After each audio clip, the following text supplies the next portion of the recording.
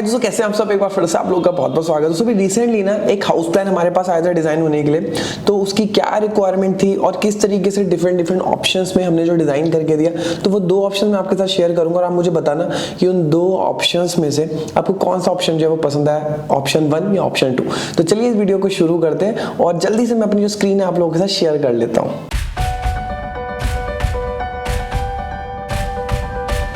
Okay, तो जैसे कि स्क्रीन पे आप देख रहे हैं ना, इसका जो टोटल जो एरिया है वो है 1610 स्क्वायर फीट और इसमें जो बिल्टअप एरिया है वो है 1174। तो मतलब 1610 इनका टोटल प्लॉट एरिया था, जिसमें कि इन्होंने हमें ये बोला था कि लगभग 1200 के आसपास जो हमें कवर करना है। तो उसी चीज को हमने ध्यान में रखते हुए जो इनको कवर करा था। तो चलिए सबसे पहले हम इसकी जो डायरेक्शन देख लेते हैं। तो देखिए डायरेक्शन आप देखेंगे तो ये हो गई आपकी वेस्ट, ये नॉर्थ और ये ईस्ट और ये हो गई साउथ। तो इस तरीके से जो है इसकी डायरेक्शन थी। तो ऑब्वियस ही बात है, अगर यहाँ पर ये कोना इनका नॉर्थ हो रहा है और दूसरा कोना जो इनका वेस्ट हो रहा है, तो इसमें क्या है कि आपकी जो एंट्रेंस हमें इधर की साइड से हमने एंट्रेंस दे रखी है 11 फीट की। और इनकी जो रिक्वायरमेंट थी बेसिकली, जैसे कि आप देख रहे हैं, 2 बेडरूम हो गए, एक नॉर्मल बेडरूम और एक मास्टर बेडरूम हो गया। और जो मास्टर बेडरूम था उसके साथ में जो हमें ड्रेसिंग देनी थी और साथ में अटैच टॉयलेट भी देना था। और फिर नॉर्मल अगेन आपकी किचन हो गई और स्टेयर्स बाहर से जानी थी। तो सिंपली अगर आप देखेंगे ना, तो सबसे पहले तो देखिए 11 फीट की जो यहाँ से मेन गेट आ गया है, ठीक है। फिर अगर हम पार्किंग के लिए स्पेस देखें तो 11 फीट बाय 14 फीट 9 इंचेस का स्पेस हमने जो है इसमें छोड़ रखा था। और जो 14 फीट 9 इंच का स्पेस हमने इसलिए छोड़ा था क्योंकि हमने ऑलरेडी इनसे पूछा था कि इनके पास कौन सी गाड़ी है।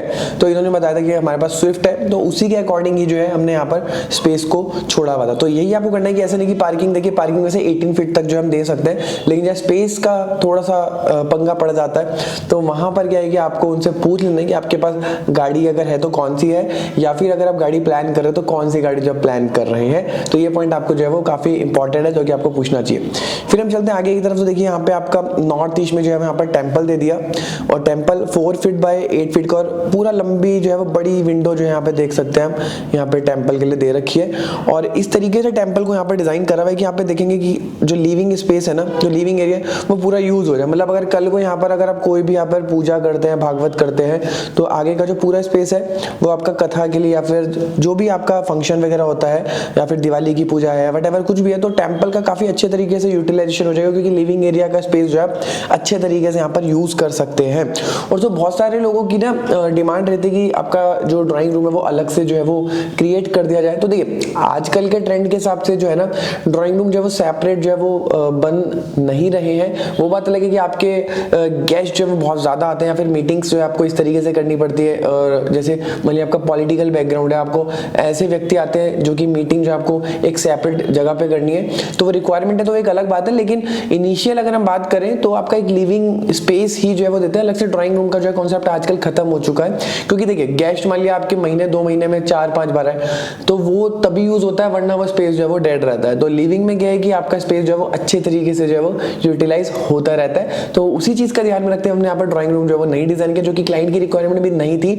तो देखिए लिविंग एरिया जो कितना अच्छा खासा स्पेस यहाँ पे निकल गया, 20 फीट बाय 14 फीट 9 इंचेस का। तो चलिए फिर हम चलते हैं आगे की तरफ। तो देखिए यहाँ पे है बेडरूम 1 और ये जो है ईस्ट की डायरेक्शन में आ रखा है, जो कि चिल्ड्रंस के लिए जो है वो काफी अच्छा रहेगा ये। एंड इसका जो साइज है वो है 11 feet 9 inches bye 13 feet 3 inches का और लंबी सी स्लाइडिंग विंडो यहाँ पर जो है दे रखी है, जिससे कि जो है वो प्रॉपर ये जो स्पेस है ना, आप विंडो ओपन करिए और इस स्पेस को भी आप अंदर जो है वो यूटिलाइज कर सकते हैं। तो इस तरीके से जो यहाँ पर प्लानिंग कर रखी है और पूरी जगहों पे जो है देखिए किसी भी कोने में जो आपको एक तरीके से डार्कनेस नहीं मिलेगी, हर जगह से आपको प्रॉपर नेचुरल लाइट जो पे मिलेगी, जो कि ओपन एरिया प्रॉपर छोड़ रखा है यहाँ पे।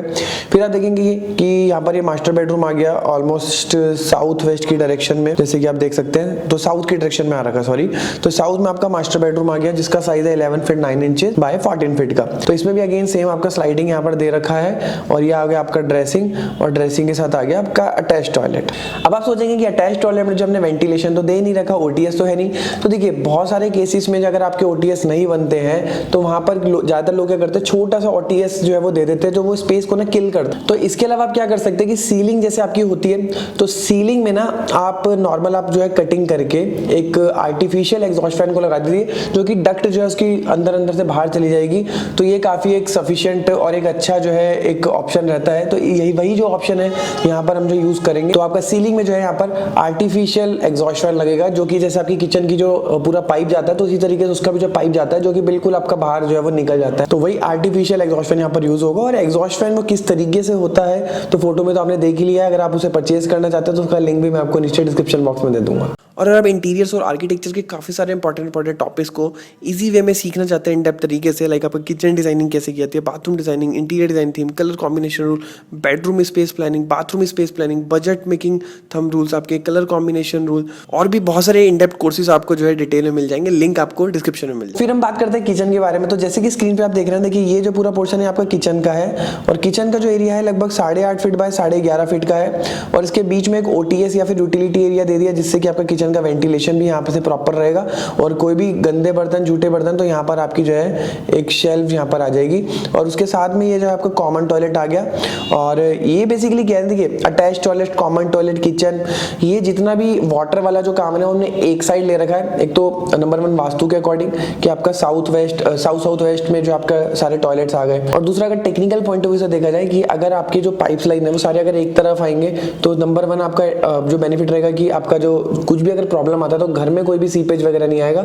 सेकंड ये कि आपके जो पाइप्स है वो कम अलग अलग डायरेक्शन में जाएंगे तो आपकी कॉस्टिंग भी जो है वो कम आएगी। फिर आप ये देख रहे हैं लिविंग रूम से सीधा जाते ही सामने जो है आपका हैंड वॉश आ गया। और इसमें जो स्टेयर्स हैं वहाँ पे बाहर से दे रखी है सेपरेट, जो कि इनकी रिक्वायरमेंट थी, जिसमें विड्थ बहुत ही स्टैंडर्ड 3.5 फीट जो है इसकी विड्थ है और ट्रेड जो है वो 10 इंचेस का है और राइजर जो है 6.9 इंचेस का है। तो इस तरीके से पहला ऑप्शन हो गया। तो चलिए अब हम चलते हैं इसके सेकंड ऑप्शन की तरफ, जो कि इन्होंने कुछ अल्ट्रेशन अपने अकॉर्डिंग करवाए थे और अपने अकॉर्डिंग जो है इसमें कुछ अल्ट्रेशन करवा के जो सेकंड ऑप्शन निकला तो वो अब हम आपको दिखाते हैं। तो जैसे कि इस प्लान में आप देख रहे हैं ना, बेसिकली इनका ये था कि जैसे आपने देखा होगा इससे पहले वाले प्लान में पीछे भी स्पेस छोड़ा हुआ था, साइड में भी स्पेस छोड़ा हुआ था। तो इनका ये कहना था कि हमें स्पेस ना एक तरफ ही अच्छा छोड़ना है, हमें चारों तरफ स्पेस जो है नहीं छोड़ना है, क्योंकि वो स्पेस ना वो थोड़ा सा जो है वो कॉरिडोर इफेक्ट जो है हमें दे रहा था। तो उसी चीज को ध्यान में रखते हुए आप देख सकते हैं कि इनको एक तो एक के पीछे एक 2 गाड़ियां पार्क हो जाए, इनका ये भी बाद में एक पॉइंट निकल के आया था।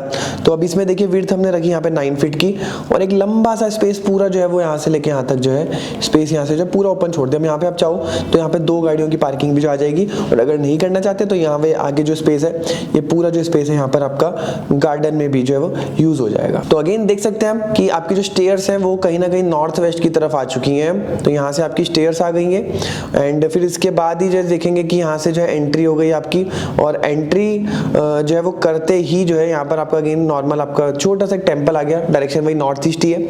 और यहाँ पर आपका लिविंग एरिया आ गया जिसका साइज अब जो है 11 फीट 9 इंचेस है और यहाँ से लेके यहाँ तक आप देखेंगे तो 27.5 फीट के अराउंड है और विड्थ इसकी वही सेम 12 फीट 9 इंचेस ही है।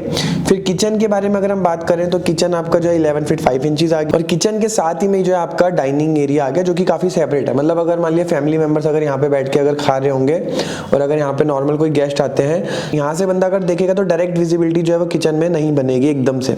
तो ये भी एक पॉइंट है यहाँ पे। और दूसरा ये कि बेडरूम्स की अगर हम लोकेशन देखेंगे तो बेडरूम 1 और बेडरूम 2 वो ऑलमोस्ट वहीं पर ही है, लेकिन अगर साइज के बारे में बात करेंगे तो साइज जो है वो पहले से बढ़ चुके हैं। 13 फीट 9 इंचेस बाय 14 फीट 11 यानी 15 फीट के टेंटेटिव जो है यहाँ पर आपका बेडरूम बन गया। फिर ये आपके एक और बेडरूम आ गया जिसका साइज जो है मास्टर बेडरूम विड्थ वही सेम है 15 फीट 2 इंच लगभग। अगर आप देखेंगे तो लगभग दोनों बेडरूम के साइज लगभग बराबर ही है। फिर इसके साथ में आप देखेंगे ये आपका अटैच यहाँ पर टॉयलेट आ गया जिसका साइज है 5 फीट बाय 8 फीट 5 इंचेस का और यहाँ पर एक ओटीएस यहाँ पे प्रोवाइड कर रखा है यहाँ पर। अब ये ओटीएस से जो है यहाँ पर आप चाहेंगे था थोड़ा सा मिस हो गया, यहाँ पर जो है एक वेंटिलेशन यहाँ से निकल सकता है और दूसरा बेडरूम का जो है बेडरूम के लिए भी वेंटिलेशन का काम करेगा। और ये आपका बाहर एक कॉमन टॉयलेट आ गया और एक ये ओटीएस आ गया।